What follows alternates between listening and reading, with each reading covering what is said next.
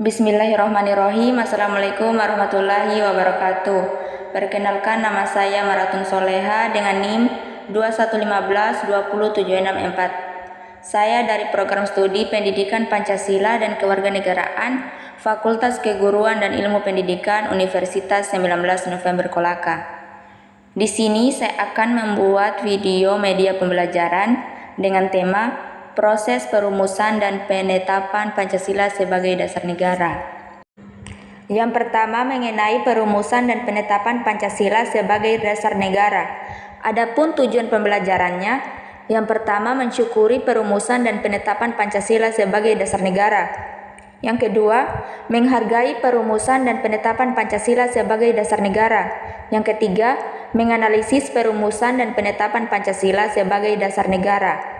Yang keempat, melihat komitmen kebangsaan para pendiri negara dalam perumusan dan penetapan Pancasila.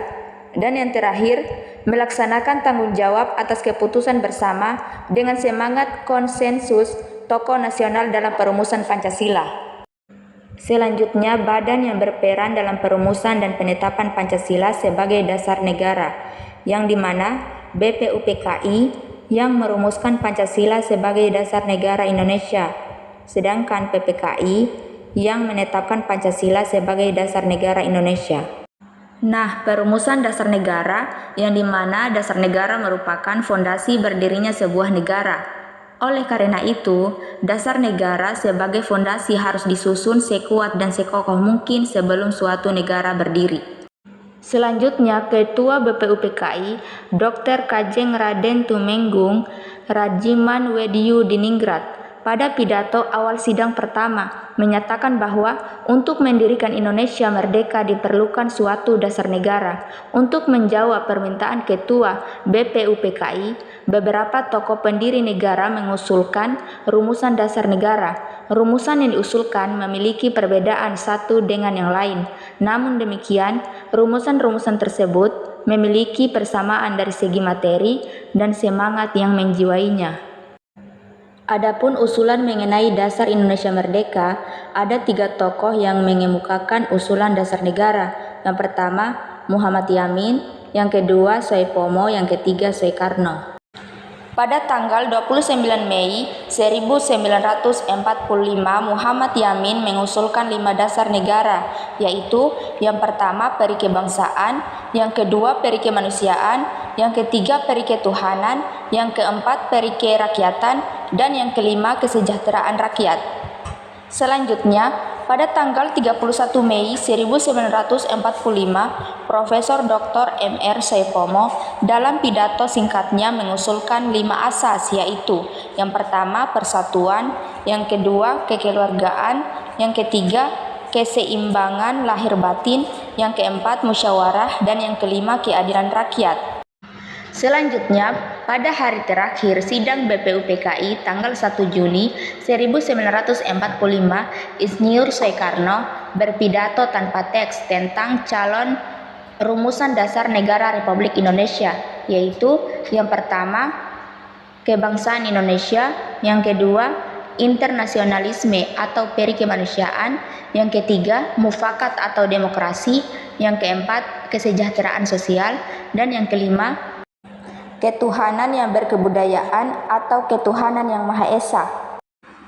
Selanjutnya, arti nama Pancasila, yang dimana Insinyur Soekarno dalam sidang itu pun menyampaikan bahwa kelima dasar negara tersebut bukan dinamakan Pancadharma.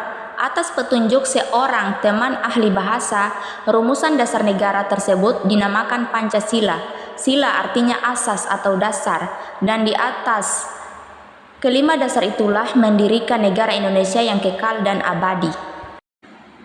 Selanjutnya, pada akhir masa persidangan pertama, Ketua BPUPKI membentuk panitia kecil yang bertugas untuk mengumpulkan usulan para anggota yang akan dibahas pada masa sidang berikutnya.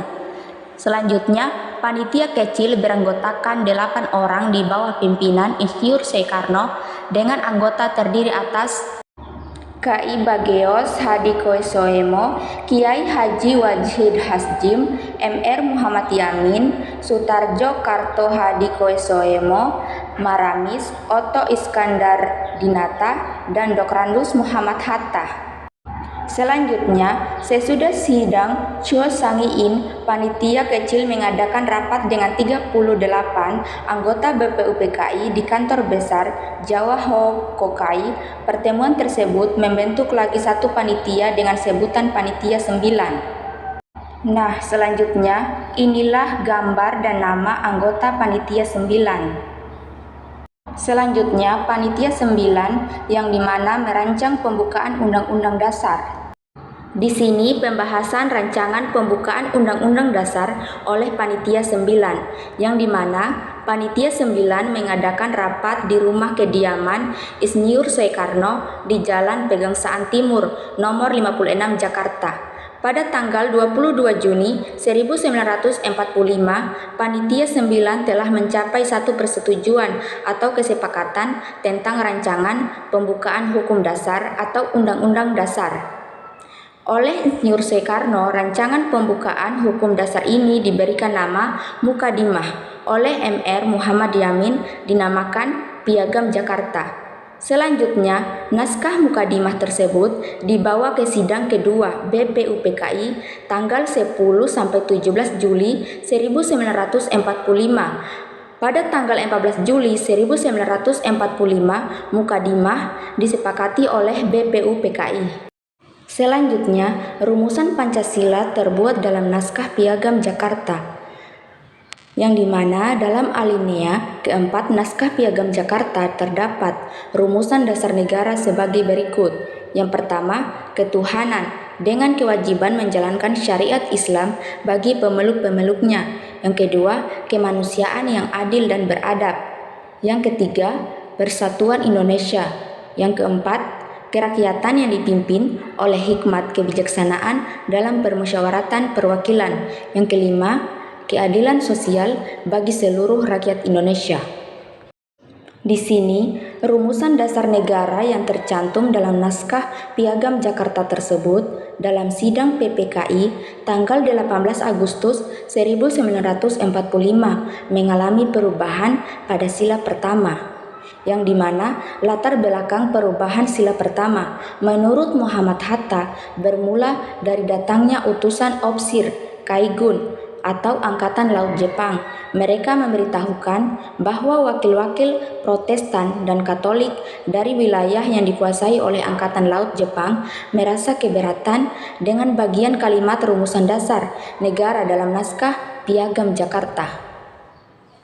Selanjutnya, yang terakhir, terhadap keberatan tersebut, sebelum sidang PPKI dimulai, Muhammad Hatta mengajak KI Bagus Hadikusumo, Kiai Haji Wahid Hashim, MR Kasman Sugmo Dimenjo, dan MR Teuku Muhammad Hasan mengadakan suatu rapat pendahuluan.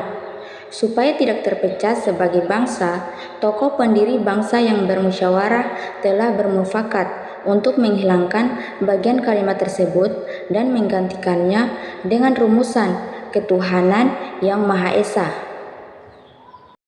Itulah tadi materi video media pembelajaran yang saya bawakan, dan saya akan memberikan sedikit motivasi, yaitu belajar adalah proses umur hidup. Belajar adalah kunci untuk membuka pintu kesuksesan. Jadikan setiap pelajaran sebagai kesempatan untuk tumbuh dan berkembang. Jangan pernah berhenti belajar, karena hidup tak pernah berhenti memberikan pelajaran.